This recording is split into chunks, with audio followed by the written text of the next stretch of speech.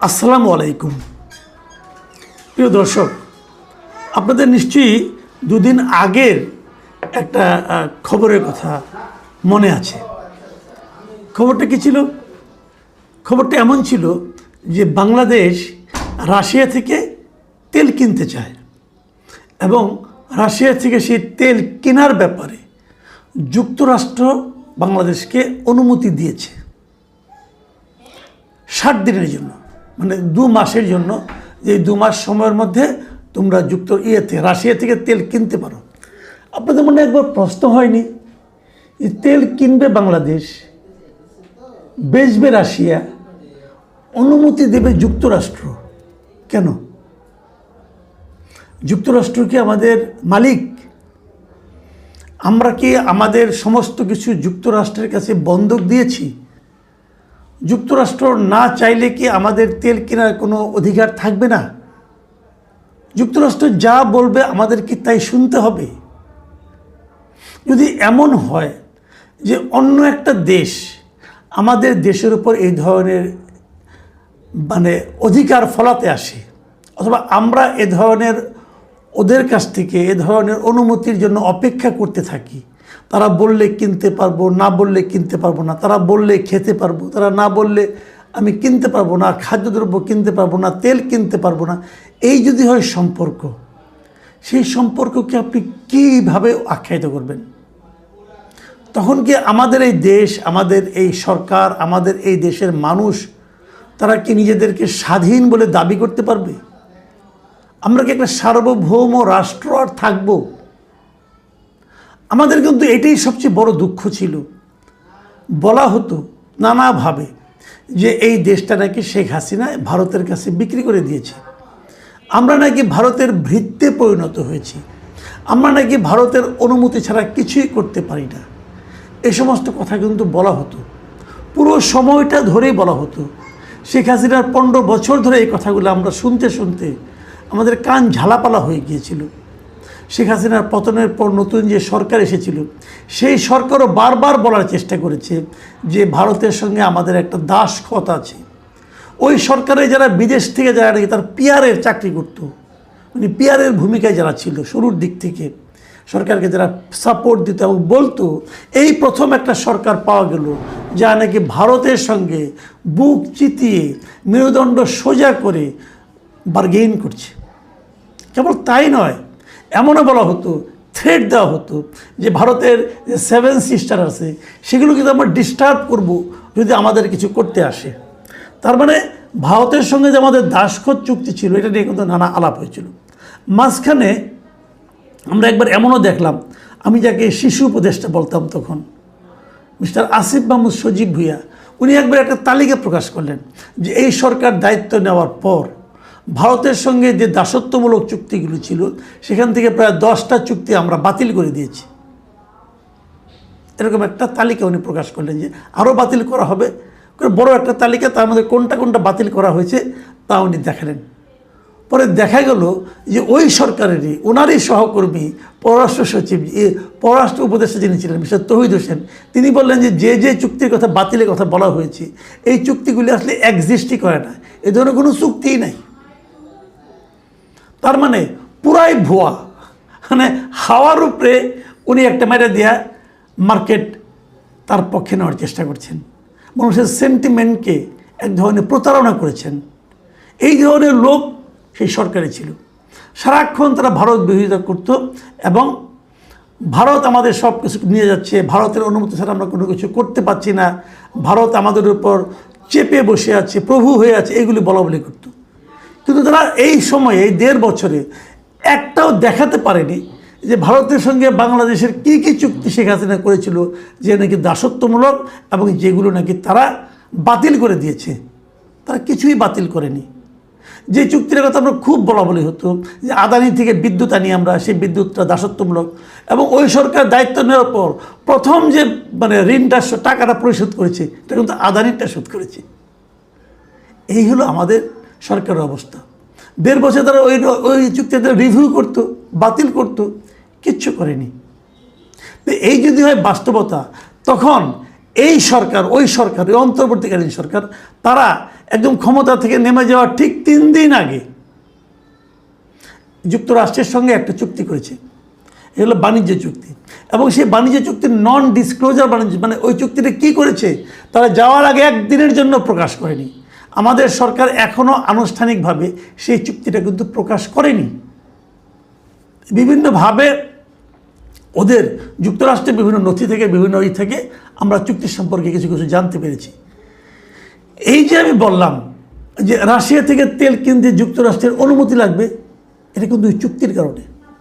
যে চুক্তিটা এই অন্তর্বর্তীকালীন সরকার, যা নাকি বুক চিতিয়ে ভারতের বিরুদ্ধে যুদ্ধ করতে চায়, এবং যা নাকি বলতে চায় ভারত আমাদের দাসত্বর মধ্যে আবদ্ধ করেছিল, দাসত্ব চুক্তি ভারতের সঙ্গে শেখ হাসিনা করেছিল, যে চুক্তির একটাও তারা বাতিল করতে পারেনি অথবা দেখাতেও পারেনি কোন চুক্তিগুলো, এবং বাতিলের নামে যেগুলো তারা বলেছিল সেগুলো পুরো ভুয়া ছিল, এবং তাদের লোকজনই বলছে এরকম কোনো চুক্তি নাই। সেই সরকার যুক্তরাষ্ট্রের সঙ্গে যে চুক্তিটা করেছে, সেই চুক্তি থাকার কারণে আমি এখন অন্য কোনো দেশ থেকে কোনো পণ্য কিনতে হলে যুক্তরাষ্ট্রের অনুমতি লাগবে। এর চেয়ে বড় দাসত্বের শৃঙ্খলে এই জাতি, এই দেশ অতীতে কখনো পড়েছিল এটা আমার জানা নেই। এবং এই দাসত্বে কে ফেলে গেল? আমাদের অন্তর্বর্তীকালীন সরকার। সেই চুক্তি যুক্তরাষ্ট্রে স্বাক্ষরিত হয়েছিল, এবং সেই চুক্তিতে কী কী আছে আমি একটু আপনাদেরকে পড়ে শোনাতে চাই। দেখুন, এই চুক্তিতে বড় দাগে যেগুলো আছে মোটামুটি কয়েকটা আমি বলি। যে বাংলাদেশকে যুক্তরাষ্ট্র থেকে 14টি বোয়িং উড়োজাহাজ কিনতে হবে। মানে আপনার পছন্দ হোক বা না হোক, বোয়িংই কিনতে হবে। আপনি এয়ারবাস কিনতে পারবেন না, অথবা অন্য কোনো কিছু কিনতে পারবেন না। আপনাকে 14টা বোয়িং আপনাকে উড়োজাহাজ কিনতে হবে। ওরা যে দাম বলবে সেই দামে কিনতে হবে। আচ্ছা, 15 বছরে $1500 কোটি জ্বালানি কিনতে হবে। আপনাকে আগামী 15 বছরে $1500 কোটি জ্বালানি কিনতে হবে, এবং ওরা যে দাম বলবে সে দাম। আপনার বার্গেন করার কোনো স্কোপ নাই। যুক্তরাষ্ট্রের জ্বালানির দাম তো কাতারের চেয়ে, কুয়েতের চেয়ে অথবা সৌদি আরবের জ্বালানির চেয়ে বেশি হবে, কোনো সন্দেহ নাই। আপনাকে ওই বেশি দামেই কিনতে হবে। প্রতি বছর $350 কোটি কৃষি পণ্য আমদানি করতে হবে যুক্তরাষ্ট্র থেকে। আচ্ছা, যুক্তরাষ্ট্র থেকে আপনি যদি কৃষি পণ্য আনতে চান, সেটাকে আপনি আমার আইনে বিক্রি করতে পারবেন? ভাবেন একবার। ধরেন যুক্তরাষ্ট্রে কিন্তু গোলালু হয়, যুক্তরাষ্ট্রের আলু আইনাকে আমাদের বাজারে বিক্রি করতে পারবেন আপনি? যুক্তরাষ্ট্রে আমাদের এখানে আলু মৌসুমের সময় 20 টাকা পর্যন্ত কেজিতে নেমে আসে। 20 টাকা মানে ওদের 20 সেন্ট।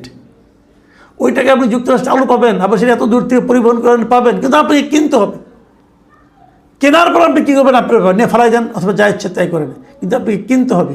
তাহলে আপনি যদি $350 কোটি আলু অথবা অন্য কোনো কৃষি সামগ্রী, আপনাকে কৃষি সামগ্রী কিনতে হবে $350 কোটি কিনে সেগুলো না আপনার বাজারে বিক্রি করতে পারবেন? তাহলে কী করবেন? লসে বিক্রি করবেন, আপনার টাকাটা লস হবে। সামরিক সরঞ্জাম ক্রয় বৃদ্ধি করতে হবে। আপনাকে আরও বেশি বেশি অস্ত্র কিনতে হবে। কোত্থেকে? যুক্তরাষ্ট্র থেকে। আপনি সামরিক সরঞ্জাম কিনা কী করবেন? আপনি কার সঙ্গে যুদ্ধ করবেন? গত 50 বছরে বাংলাদেশের সামরিক সরঞ্জামের কী ব্যবহার হয়েছে বলেন? এই সামরিক সরঞ্জাম দিয়ে আমাদের সেনাবাহিনী কার সঙ্গে যুদ্ধ করেছে? কি প্রয়োজন আমাদের? আমাদের যুদ্ধ হলে কার সঙ্গে যুদ্ধ করবো আমরা? আমাদের আশেপাশের মধ্যে কী রাষ্ট্র আছে? ভারত আছে, মিয়ানমার আছে, এবং চীন আছে। এদের কার সঙ্গে যুদ্ধ করতে পারবো আমরা? কত অস্ত্র আমাদের কিনতে হবে, এবং এই অস্ত্র কেনার যে বিপুল ব্যয়, এটা কি আমাদের জন্য কোনো উন্নয়নমূলক কাজ হবে? এটা আপনাকে করতে হবে।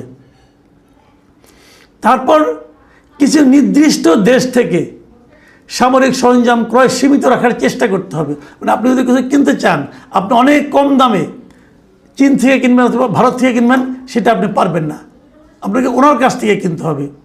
তো এইগুলো আরও অনেকগুলো বিষয় আছে যেগুলো করতে হবে। বিনিময়ে আমরা কী পাবো? আমরা পাবো হলো যে বাংলাদেশের পণ্য পাল্টা শুল্ক 20% থেকে 19% কমিয়ে আনা হবে। আগে 20% ছিল, এটা কমিয়ে 1% মাত্র কমবে। আমাদের পণ্য যেগুলো আমরা পাঠাই, আমরা কী পরিমাণ পণ্য পাঠাই ওখানে? আমরা ওখানে এর আগে $6 বিলিয়ন পণ্য পাঠাতাম, আর যুক্তরাষ্ট্র থেকে আমদানি করতাম $2 বিলিয়ন সমমূল্যের পণ্য। এখন ওই 2 বিলিয়নের মধ্যে কি কৃষি পণ্য ছিল? ছিল না। কিন্তু আপনাকে $350 মিলিয়ন কৃষি পণ্য কিন্তু আপনাকে কিনতে হবে রে ভাই। তাহলে আপনি কিভাবে করবেন? আর আপনাকে আরেকটা বড় জিনিস আপনাকে মাথায় রাখতে হবে যে এই চুক্তিতে যদি আপনি করেন তাহলে আপনি বিদেশের কাছ থেকে কোনো কিছু কিনতে পারবেন না, কিন্তু হলে যুক্তরাষ্ট্রের অনুমতি লাগবে। এই যে আমাদের রূপপুর একটা পারমাণবিক বিদ্যুৎ কেন্দ্র হয়েছে, এই বিদ্যুৎ একটা চুক্তির একটা অংশ আছে যে যুক্তরাষ্ট্র ব্যতিরিকে নতুন করে বাংলাদেশ অন্য কোনো দেশ থেকে পারমাণবিক প্রযুক্তি ক্রয় করতে পারবে না। তার মানে আমার যে রূপপুরের যে পারমাণবিক চুল্লি আছে, যেটা পারমাণবিক উৎপাদন আমরা করব বিদ্যুৎ আগামী বছর থেকে শুরু হওয়ার কথা, সেখানে তো আমরা পুরো জিনিসটাই তো আমরা রাশিয়ার থেকে কিনেছি, ওর কাঁচামালও রাশিয়ার থেকে আসবে, তাহলে ওটা তো আমি যুক্তরাষ্ট্র না বললে কিনতে পারবো না। তো এই যে বিষয়গুলো এবং এর বাইরে যে জিনিসটার কারণে আমরা এই অনুমতিটা নিচ্ছি সেটা হলো গিয়া আমাদেরকে কিন্তু অন্য কোনো দেশকে, যে সমস্ত দেশকে যুক্তরাষ্ট্র কোনো ধরনের নিষেধাজ্ঞা দেবে যে এই দেশের পণ্য আমরা কিনবো না, মানে যুক্তরাষ্ট্র যদি বলে আমি রাশিয়ার পণ্য কিনবো না, আমি ইরানের পণ্য কিনবো না, ইরানের পণ্য বিক্রয়ের উপর যদি যুক্তরাষ্ট্র নিষেধাজ্ঞা দেয় সেই নিষেধাজ্ঞা আমাদেরও মানতে হবে। আমরা তাহলে যুক্তরাষ্ট্র যদি রাশিয়ার তেল কেনার উপর নিষেধাজ্ঞা ছিল, অতএব আমরাও কিনতে পারবো না এবং আমরা কিনতে হলে যুক্তরাষ্ট্রের কাছ থেকে পারমিশন নিতে হবে। এবং যে পারমিশনটা ওরা এবার আমাদের 9 জুন পর্যন্ত দিয়েছে। ইন্টারেস্টিং হলো এর সময় মধ্যে কিন্তু আমাদের কোনো পণ্য রাশিয়া থেকে আমরা কিন্তু তেল কিনতেছি না, আমরা কিনতেছি না, কিন্তু তারা পারমিশন দিয়ে রাখছে, তারা ইচ্ছা দিবে পারমিশন। যদি আমরা কিনতেও চাইতাম তারপর লাভ হতো না, কোনো রাশিয়ার তেল আমাদের আইনে খুব একটা সুবিধা হয় না।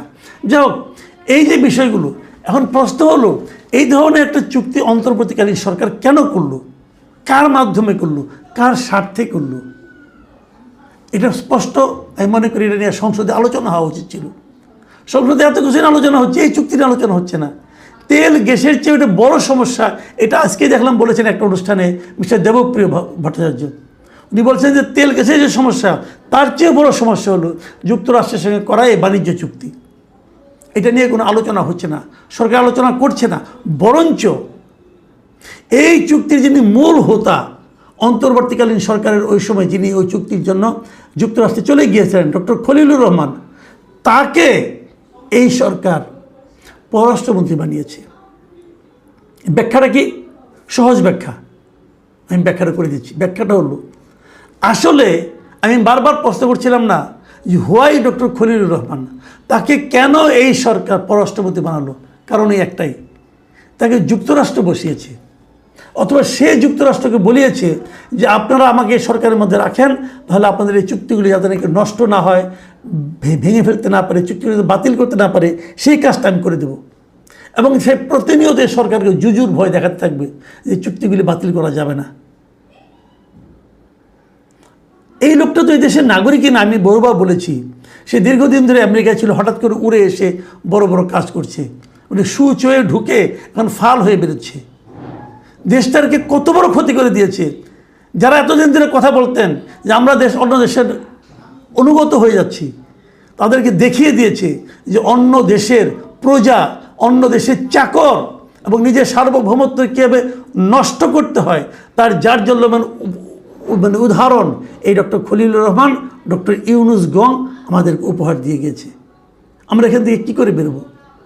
বের হওয়ার একটা নিয়ম আছে যে আপনি কিন্তু 60 দিনের জন্য 60 দিনের নোটিশে এই চুক্তি বাতিল করতে পারেন, কিন্তু যাদেরকে বাতিল করতে না পারে সেই জন্য তো ডক্টর খলিলকে বসিয়ে রেখেছে এখানে, সে তো তাও করতে দেবে না।